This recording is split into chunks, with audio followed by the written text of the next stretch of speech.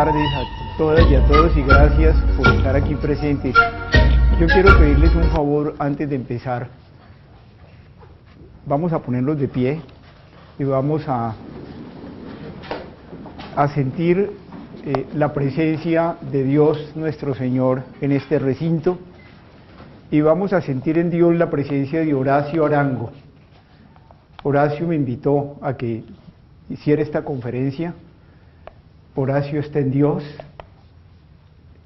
Horacio nos sigue convocando y su espíritu nos acoge siempre en esta sala.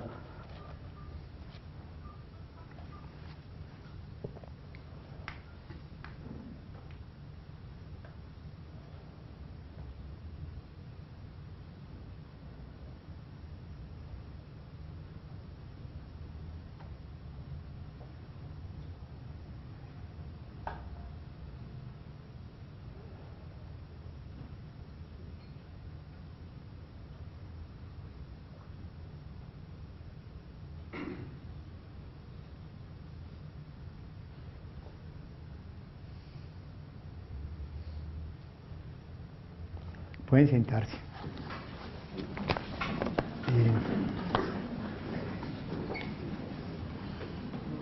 Bien, yo quisiera empezar por decirles que lo que yo esperaría de esta conferencia es que en este espacio que construyó Horacio con sus compañeros y compañeras del centro podamos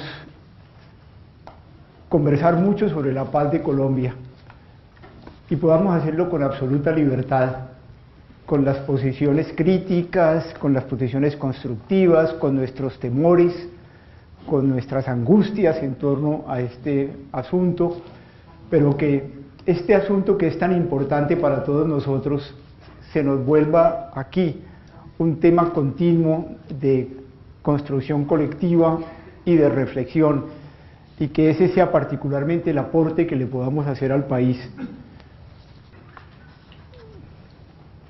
He puesto unas diapositivas que nos ayuden, pero yo francamente quisiera decirles, más que dar una conferencia, yo quisiera hacer con ustedes una reflexión, una meditación sobre lo que está para nosotros en juego en este momento en Colombia, en que por una parte estamos avanzando ya muy rápidamente al cese al fuego bilateral en La Habana, y por otra parte estamos ahora en mayo dando comienzo en Quito a las conversaciones con el Ejército de Liberación Nacional. Digo estamos porque yo me siento muy comprometido en el proceso. En repetidas ocasiones he estado en La Habana, en repetidas ocasiones, en diversas formas me he encontrado con la gente del Ejército de Liberación Nacional. Por supuesto no tengo ninguna vinculación con el gobierno, tampoco con la guerrilla, oficialmente ni articuladamente de ninguna manera, pero sí pienso que esta es una tarea gravísima para nosotros los colombianos, y la Compañía de Jesús me pidió a mí que el provincial me dijo, yo quiero que tengamos un hombre de la compañía totalmente metido como misión en estos asuntos de la paz, y me pidió que estuviera sobre este terreno. Por eso quiero compartir con ustedes estas cosas. Y francamente lo que voy a hacer es mostrarles cómo, por no resolver nosotros los conflictos como debemos resolverlos, nosotros crecemos como seres humanos en el conflicto y aprendemos a respetarnos y aprendemos a solucionar las cosas. Nosotros llenamos de sangre el conflicto desde todos los lados. Y por eso, en lugar de resolver los problemas que finalmente se expresan en los conflictos, los problemas se acrecentaron por lo mismo. Y finalmente caímos en una guerra que cada vez se hizo más insoportable y más terrible. Y que hay razones para explicar algunas de estas causas que nos llevaron a la guerra, y que es posible salir de donde hemos estado, y que precisamente el momento en que esté el país es tratando de avanzar hacia allá con enormes dificultades, porque el proceso está lejos de ser simple. Sobre eso voy a estar conversando con ustedes. Quisiera, por supuesto, decirles que estamos en Antioquia. Yo soy perfectamente consciente de las dificultades, de las distancias, de los problemas culturales de ustedes en Antioquia para entender la forma como hacen política en el centro del país. Yo soy perfectamente consciente que es muy frecuente en Antioquia, es lo más frecuente encontrar un rechazo muy profundo al presidente Santos. Primero porque se considera que hubo faltas de lealtad muy hondas con el expresidente Uribe, y uno de los grandes valores para el antioqueño, si no el más grande de los valores, es la lealtad. Soy perfectamente consciente además que cosas de Santos que pusieron en evidencia un comportamiento distinto fueron muy mal recibidas en Antioquia y también en Colombia, como por ejemplo cuando se refirió a Chávez como su primer nuevo mejor amigo, que para ustedes ha sido muy dolorosa la venta de Isagen. Yo quiero mucho a la gente de Isagen y eso es una industria una empresa que se construyó aquí en Medellín. Para ustedes el presidente Uribe es un líder y lo es, incluso como persona, capacidad de convocatoria, de expresar los problemas del país, de enfrentar directamente las adversidades. Uribe tiene unas características extraordinarias. Uno podrá discrepar con Uribe en la concepción que tiene de las instituciones y del país, pero Uribe es un hombre de Estado, y yo quiero decirles con toda franqueza, yo tengo mucho respeto por Uribe. Yo no considero al presidente Uribe paramilitar, como lo suelen poner. No, creo que él obra desde la concepción del Estado que tiene. Si se producen otras cosas dentro de esa concepción, yo nunca he pensado que Álvaro Uribe sea un hombre que manda a matar gente, y sé que es un líder muy importante. Por otra parte, quiero poner todas estas cosas porque son serísimas. Yo conozco muchos antioqueños muy importantes que están muy comprometidos con la paz. Estaba hablando de Horacio, de las personas que generalmente vienen a este centro, pero piensen ustedes también en Nicanor Restrepo, que fue para todos nosotros un maestro, en Gonzalo Restrepo, a quien acabo de encontrar en La Habana, que está totalmente metido en este proceso, admirablemente metido, presidente del Éxito, la mejor empresa del país el año pasado, pero igual también Carlos Raúl Yepes, presidente de Nutresa, que acaba de ser presidente del Banco de Colombia, Carlos Ignacio Gallego, y también conozco a hombres como Juan Camilo Restrepo, exministro de Agricultura, importantísimo en este proceso de la recuperación de tierras para los campesinos, y tengo la mejor impresión de Iván Zuluaga, de Luis Carlos Restrepo, que fue el comisionado de paz de Uribe, y de Luis Alfonso Hoyos. Y es en este escenario que quiero que conversemos. Por otra parte, yo sí quisiera llamar la atención sobre un punto que me es muy importante que comprendamos y que muchas veces seguramente ustedes lo han reflexionado.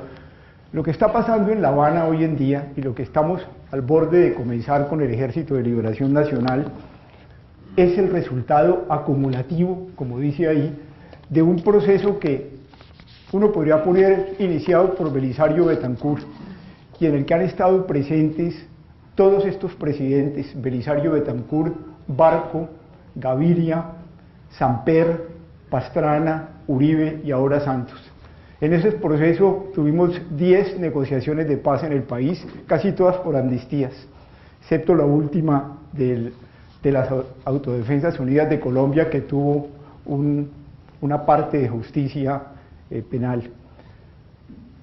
Todo lo que estamos haciendo en La Habana, todo se hace gracias a que hubo este proceso acumulativo. Hubiese sido imposible llegar allí sin los aprendizajes que nos dieron los procesos anteriores. Así que esto no tiene sino el resultado de una construcción colectiva serísima.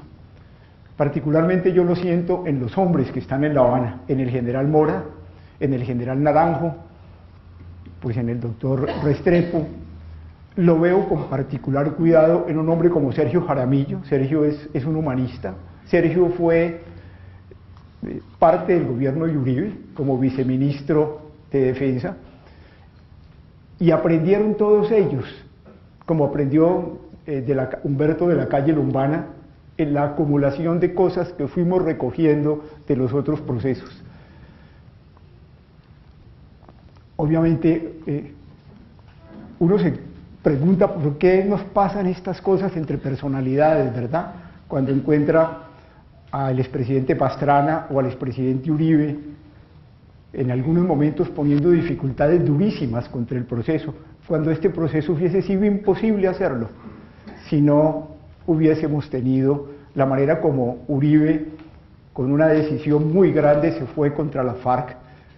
Los militares tienen plena conciencia, y la FARC también, que las FARC se sentaron a negociar por el enorme desarrollo militar y la confrontación militar durísima que hubo durante el gobierno de Uribe, pero ese desarrollo no se hubiera podido hacer sin la transformación del ejército que hizo Pastrana, y si nos vamos más hacia atrás, tampoco se hubiera podido conseguir si Samper no hubiera logrado el comienzo del Plan Colombia.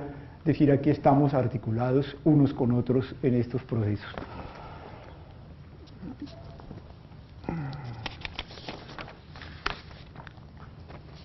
¿Seguimos? Por eso yo quisiera llamar la atención que ¿qué es lo que está en juego aquí? Miren, y quiero decírselos con toda sinceridad, lo que está en juego en La Habana y la razón por la cual nosotros trabajamos por esto y corremos riesgos por esto, lo que está en juego en La Habana no es el futuro del presidente Santos. Uno por una persona no se pone a poner toda la vida en la búsqueda de la paz. No es el futuro del presidente Uribe, tampoco. No es el futuro de las FARC, no es el futuro del ELN, eso no nos interesa en primer plano, son intereses de ellos, pero de eso no es lo que está en juego. Lo que está en juego es la posibilidad de que podamos vivir como seres humanos en Colombia. Ese es el punto. Y si un mérito tiene Santos, eso sí es verdad. Yo personalmente tengo discrepancias con cosas de Santos que no me gustan, pero Santos se ha jugado todo su capital político para que la paz sea posible. Y eso es cierto. Y nosotros tenemos que comprender estas cosas de los seres humanos, con sus defectos y con sus posibilidades, pero sobre todo comprender lo importante de esto. Aquí lo que nos estamos jugando es la posibilidad de terminar con la victimización del país y la transformación del país en un sentido profundo.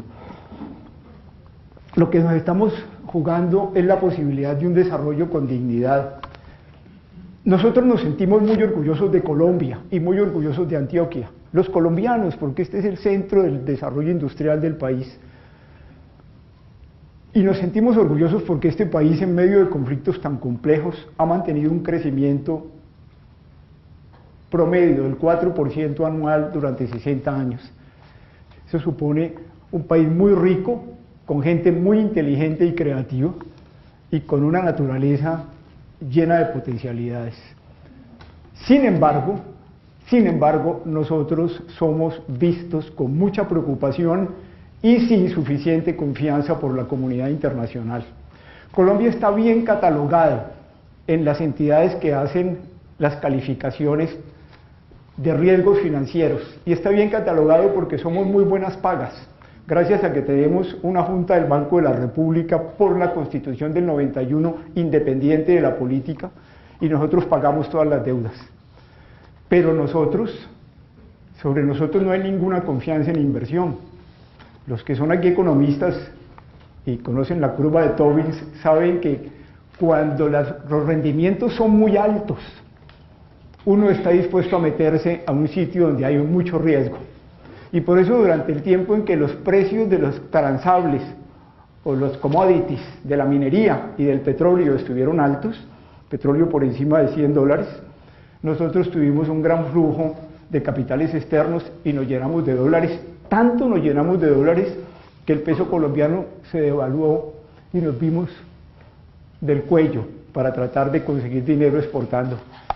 Hoy, cuando esos commodities se subieron de precio, cuando esos commodities se perdieron el precio y se vinieron abajo, no hay otra cosa en Colombia que tenga esos rendimientos y que justifique que uno se meta a los riesgos que hay en Colombia, cuando lo pueden secuestrar, lo pueden extorsionar, lo pueden ver forzado en conseguir guardias privados y luego metido internacionalmente en líos de la justicia internacional.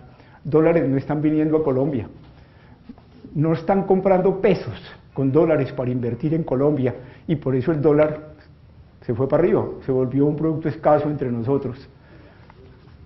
La comunidad internacional ve esto y la comunidad internacional ve que Colombia podría tener un desarrollo en dignidad enorme si termina la guerra y terminan los riesgos concomitantes de la guerra. Pero además, más profundamente, lo que está en juego aquí es que nosotros tenemos un conjunto de problemas estructurales muy hondos no resueltos y que no los hemos podido resolver justamente por la situación en que nos hemos visto confrontados por años. Nosotros hoy seguimos siendo uno de los países más corruptos del mundo, ustedes lo saben, se hizo ya vida y costumbre tomarse el 15 o el 20 o el 25% de cualquier contrato. Somos uno de los países más impunes del mundo. Nos preocupa que haya suficiente castigo a los guerrilleros, pero es que el 95% de los problemas judiciales en Colombia están en impunidad. Somos uno de los países más inequitativos del mundo. Una de las grandes preocupaciones de este centro y del equipo de gente que piensa en el centro, cómo superar nuestras injusticias. Somos otra vez el primer productor de pasta de coca en el mundo. Somos uno de los países más destructores del medio ambiente, a pesar que somos considerados como el segundo país en ecosistemas en el mundo, después de Brasil, que es 8 veces más grande que nosotros, y somos también el segundo, tenemos la mitad de los páramos del mundo y estamos destruyendo esto. Es decir, aquí hay problemas estructurales hondísimos que tenemos que entrar a solucionar y que no hemos podido arreglar, para no traer a cuento la situación de la política con el enorme problema de la exclusión en política que vive Colombia. En fin, como les digo, lo que están en juego son estos problemas estructurales no resueltos.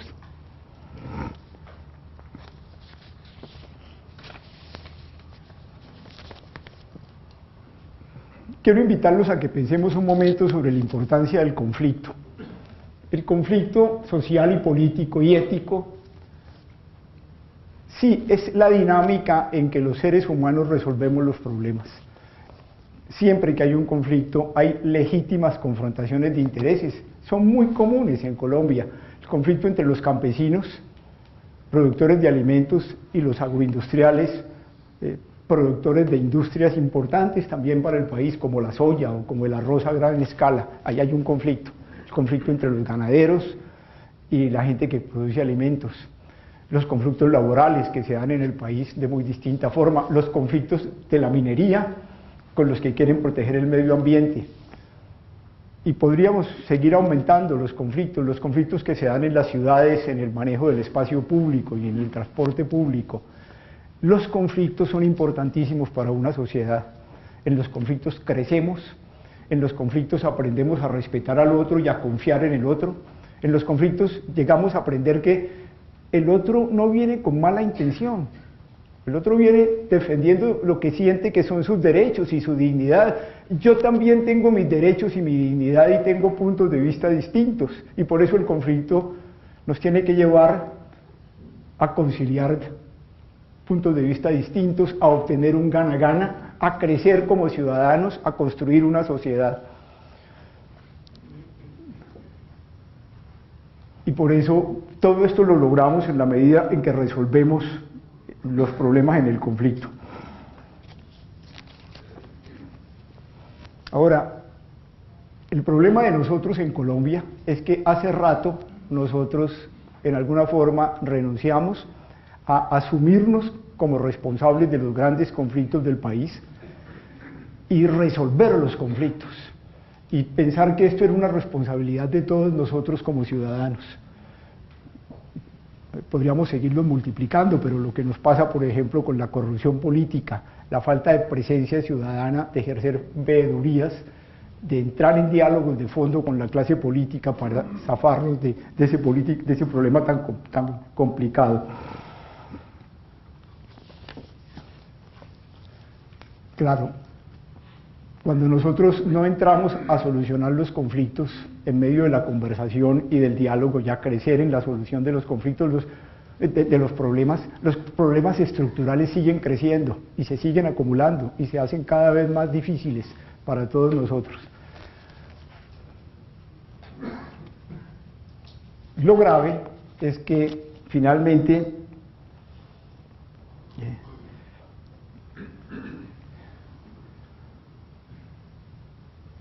parecería que nosotros tenemos una aberración a ponernos en las mesas de negociaciones, en los estudios que nos permiten salir al otro lado, en la capacidad de concertación de unos con otros, y entramos en una dinámica que es obviamente una dinámica perversa, de eliminar al contradictor en el conflicto, de sacarlo del juego, de considerar que no es un contradictor que tiene intereses, que está trabajando también por su dignidad, que tiene detrás sus familias y que está preocupado por cosas importantes, y lo consideramos como un enemigo, como un opositor, como una persona que nos inseguriza, y entonces terminamos sin resolver los conflictos, sacando a las personas que nos podían ayudar a crecer juntos y a construir juntos. Hacemos la guerra, finalmente, que es justamente, hacemos la guerra o conseguimos que otros hagan la guerra por nosotros, pensando que a través de la guerra podemos superar a nuestros contradictores y a los que se nos oponen en estas dificultades sociales y profundas del país. Y por supuesto, al meternos en la guerra las cosas se nos complican extraordinariamente.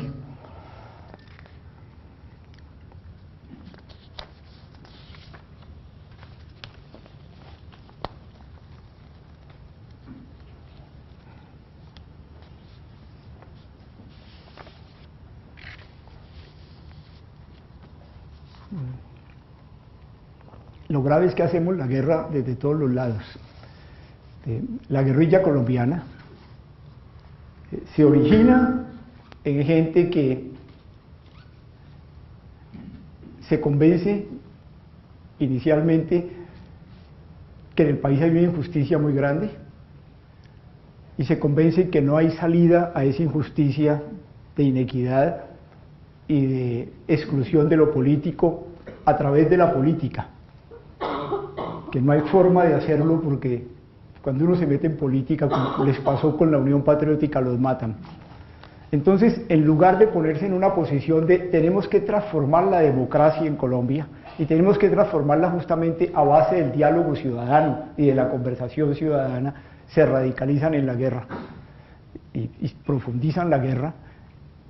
Y por otra parte, el Estado, ante la presencia de la guerra, también reacciona, no tratando de abrirse a la posibilidad de incorporar las cosas y tratar de ver cuál es el problema de ausencia de democracia que hay, sino que también se lanza a la guerra en una forma tremenda. Hacemos ejércitos simplemente para la guerra y luego lo fortalecemos con el paramilitarismo, que fue tan fuerte en Colombia, por lo menos entre el año 1990 y el año 2007, y muy cruzado con las Fuerzas Armadas, pretendiendo que con eso vamos a poder solucionar las cosas.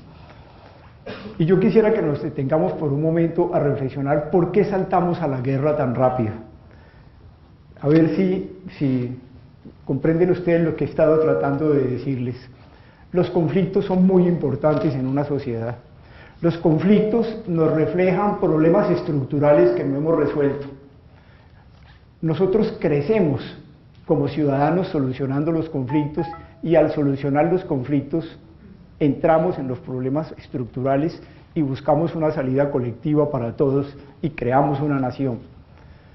Pero el problema se crea sobre todo cuando nosotros, en lugar de asumir el conflicto como es, de una manera demócrata, en medio de tensiones, por supuesto, y de puntos de vista discrepantes, en medio de la decisión de encontrar un gana-gana entre todos, para nuestros campesinos y nuestros afros y nuestros indígenas y nuestros industriales, por supuesto, y nuestros comerciantes, resolvemos sacar a los que nos resultan complicados, les negamos la posibilidad de tener buena intención, y si de la manera como ellos presentan sus proposiciones y a veces sus protestas de una forma que nos incomoda, nosotros resolvemos de lado y lado, en lugar de entrar en las discusiones hondísimas de la democracia, montarnos sobre las armas y meternos en la guerra. Y hagamos una reflexión un poco por qué nosotros en Colombia hemos sido propicios a este tipo de cosas. Y yo quiero en esto efectivamente llamar la atención en que nosotros no solamente asumimos el conflicto, no lo hacemos, sino que además, como la guerra es muy complicada, que esto sí es muy duro, ponemos a los jóvenes colombianos a que se maten y los convertimos en héroes.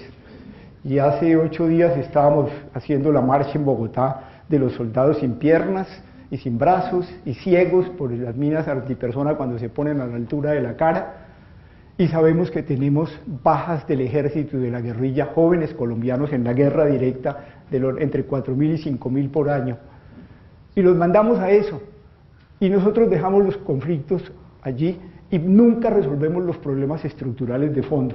Tenemos, por supuesto, unas personas que van a pelear por nosotros, o conseguimos paramilitares para que hagan también cosas como lo hicimos años atrás.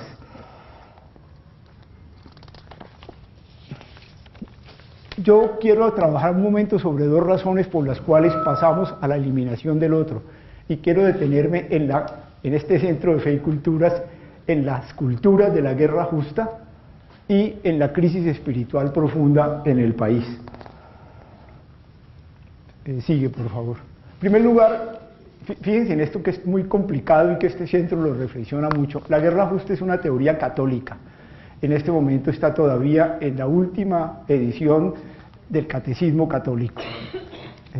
Como ustedes saben, la guerra justa pues tiene unas condiciones. Tiene que ser una guerra legítima, y la legítima la da el que sea el príncipe el que lanza la guerra, no otra persona, o el presidente que ha sido elegido por un pueblo y el pueblo, la mayoría del pueblo le pide al presidente que vaya a la guerra. La guerra justa requiere que la causa sea justa, y la guerra justa requiere además que no haya ninguna otra alternativa para solucionar los problemas que coger las armas. Y con estas teorías se pone en marcha la guerra justa. Nosotros la hemos vivido muy profundamente entre nosotros, y la primera vez que lo sufrimos fue durante la conquista, en los tiempos del requerimiento. Ustedes saben que el inspirador de esto, el señor Juan López de Palacio Rubios, sacó de la teología del reinado universal de Jesucristo, Dominus Orbis, la idea de que Jesucristo le había entregado a Pedro y a todos los sucesores de Pedro el poder sobre todos los pueblos de la tierra y todos los dominios de la tierra, y que el sucesor de Pedro, el rey de España y su esposa, los reyes católicos, habían recibido el dominio sobre estas islas y mares océanos, y que los indígenas se tenían que someter a ellos. Entonces se tenía la institución del requerimiento, por la cual se le leía a los indígenas que tenían que someterse al rey de España, porque el rey de España era el representante del Papa, a quien el Papa le había dado el dominio sobre los territorios. Lo hacían con una persona que les traducía a los indígenas lo que el conquistador estaba diciendo, y de una vez les decían: si ustedes aceptan esto, serán respetadas sus esposas y sus tierras, y ustedes pasarán a ser súbditos del único Señor de la tierra. Si no lo aceptan, ustedes serán sometidos a guerra justa, serán reducidos como esclavos y tendrán que pagar con sus bienes los costos en que tenga que incurrir el Señor por hacerles la guerra y por someterlos al rey de España. Esto es así textual en el texto del requerimiento. Pero esta es la guerra justa, que se hace aquí, en este territorio, pero también en este territorio se hace la guerra justa en la independencia. Muchos de los hombres que van a la guerra de la independencia están convencidos que lo hacen en nombre de Dios. Tenemos en América Latina 405 sacerdotes mexicanos, 125 sacerdotes mexicanos mueren en la guerra. Aquí en Colombia, por ejemplo, hay muchos casos muy bonitos. Uno de ellos es de Fray Ignacio Mariño y Torres, el fraile Dominico Prócer, que entre otras uno de los realistas duros. El señor Torres y Peña le hace un poema duro después de que lo llama usurpador de la autoridad, rebelde a su soberano y asesino. Le dice: mas él reúne el estambre religioso sobre túnicas santas profanadas, a caudillas rebeldes y alevoso conduce a la matanza encarnizada las tropas de asesinos a su mando. Es el realista contra el cura, ¿verdad? Y también los que están del lado del rey están convencidos de que están haciendo la guerra justa aquí en el territorio nuestro. Por eso el arzobispo de Popayán, Salvador Jiménez, el 9 de septiembre de 1819, saca este edicto de excomunión. Dice: excomulgo por excomunión mayor ipso facto incurrendam a todos aquellos que cooperen de cualquier modo que sean o presenten auxilio a los traidores para que lleven adelante la revolución. Declaro en entredicho a todos los